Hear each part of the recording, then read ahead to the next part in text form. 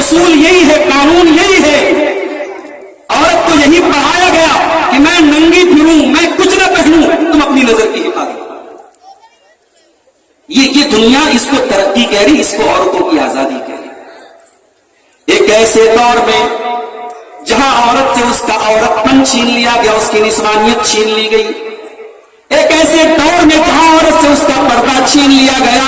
ایک مسلمان عورت جو سر سے پیر تک پردے میں نکلتی ہے، نقاب میں نکلتی ہے، یہ آسان کام نہیں ہے میری پیاری ماں بہنوں. مگر معاف کرنا، یہ پردے کی پابندی، یہ پردے کا اہتمام اگر مبارک پور کے محلوں میں آپ اس پر عمل کر رہی ہیں، اگر پورا رانی میں اس پر عمل ہو رہا ہے، اگر پورا صوفی میں اس پر عمل ہو رہا ہے، اگر مبارک پور کی گلیوں اور سڑکوں میں اس کے اوپر عمل ہو رہا ہے، تو بڑے بڑے شہروں میں، بڑے بڑے پارکوں میں، بڑی بڑی نمائشوں میں اور بڑی بڑی تفریح گاہوں میں بھی یہ پردہ قائم رہنا چاہیے. شریعت کا ایسا کوئی قانون نہیں ہے، قرآن کی کوئی ایسی آیت نہیں ہے کہ آپ کا یہ پردہ، آپ اپنی بستی میں ہیں، آپ اپنے محلے میں ہیں تب تو پردے پر عمل ہوگا. اور آپ اگر کہیں گھومنے پھرنے چلی جائیں، کہیں شاپنگ کرنے چلی جائیں، کہیں تفریح کرنے چلی جائیں، آپ کسی اور شہر میں چلی جائیں تو پردے کا حکم منسوخ ہو گیا. ایسا کوئی شریعت کا قانون نہیں.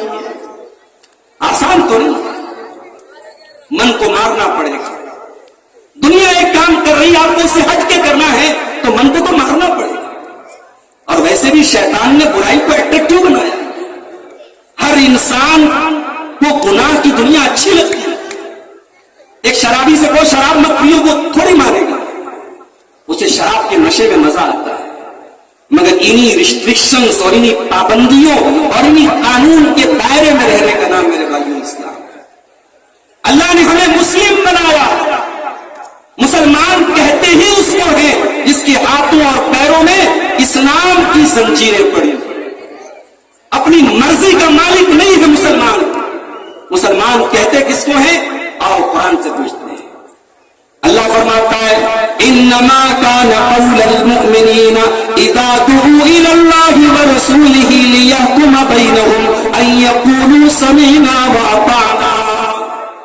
مسلمان کی پہچان تو یہ ہے اس کے سامنے اللہ کا فیصلہ آ جائے، رسول کا فیصلہ آ جائے. مسلمان کی شان تو یہ ہے وہ اللہ اور اس کے رسول کا فیصلہ سن کر کے آمنا وصدقنا کہہ دے. وہ ایمان لے آئے، وہ مان لے، وہ تسلیم کر لے.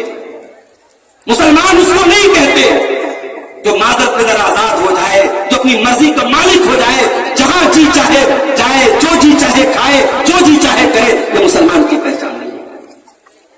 تو فتنوں کے دور میں یہ پہلی ذمہ داری ہماری ہے کہ ہم اپنے دین پر قائم رہیں.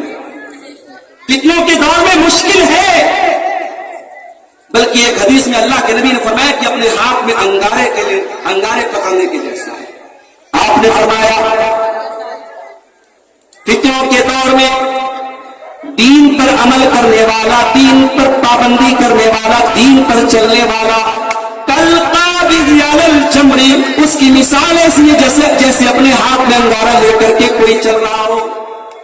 میرے پیارے ساتھیوں، مارکیٹ میں آپ بھی ہیں، دوسرے لوگ بھی ہیں، جھوٹ بولنے والے لوگ بھی ہیں، دھوکہ دینے والے لوگ بھی ہیں، فراڈ کرنے والے لوگ بھی ہیں، حلال و حرام کے فرق کو بھول جانے والے لوگ بھی ہیں.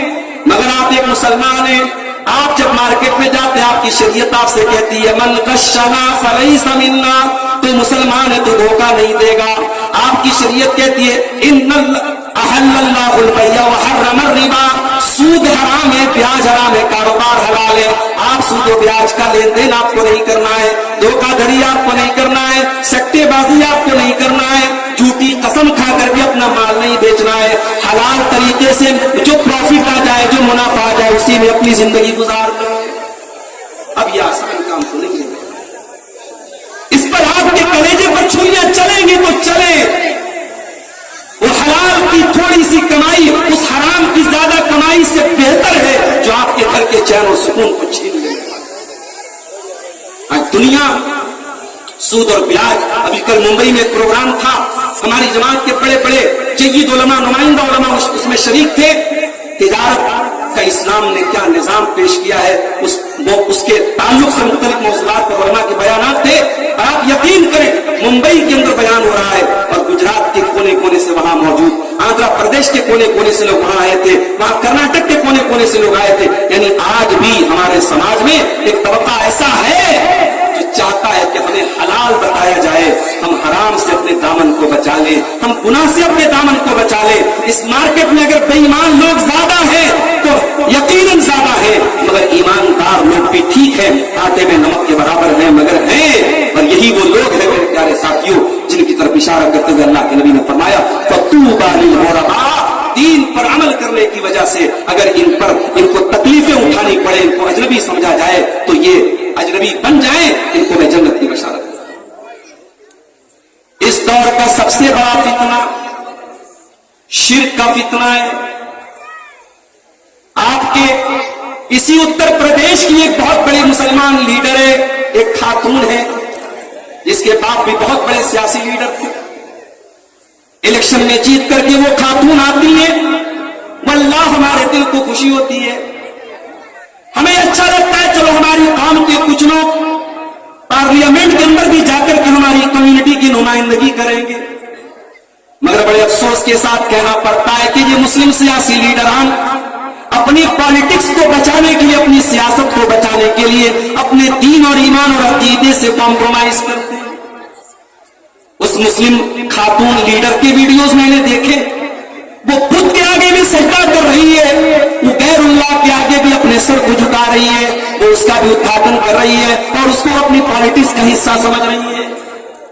मेरे प्यारे भाइयों, एक मुसलमान की शान तो ये होनी चाहिए, सर का ताज चला जाए तो चला जाए, उसकी पार्लियामेंट की मिंबरी चली जाए, उसके गांव की प्रधानी चली जाए, उसकी मिनिस्ट्री चली जाए, दुनिया की सारी दौलत चली जाए, ईमान को बचा लिया जाए, तौहीद को बचा लिया जाए। और यही वो बात थी ये अल्लाह के प्यारे नबी ने अपने बड़े महबूब साहबी हजरत मुआज इब्न जबल से कही थी, ला तुशरिक बिल्लाह, ऐ मुआज इब्न जबल तू कभी अल्लाह के साथ किसी को शरीक न करना। वो इन कुतिलता वो हुर्रिकता, अगर तुझे कत्ल कर दिया जाए, तेरे टुकड़े टुकड़े कर दिए जाए, तुझे जला दिया जाए, ऐ मुआज इब्न जबल तब भी तू अल्लाह के साथ किसी को शरीक न करना।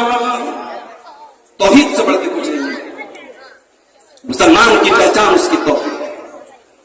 चंद टकों के बदले, दुनिया के चंद नारों के बदले, दुनिया की चंद कुर्सी और ओहदे के बदले अपने ईमान का कोई सौदा कर ले, अपनी तौहीद से समझौता कर ले, ऐसे मुसलमान पर धिक्कार है।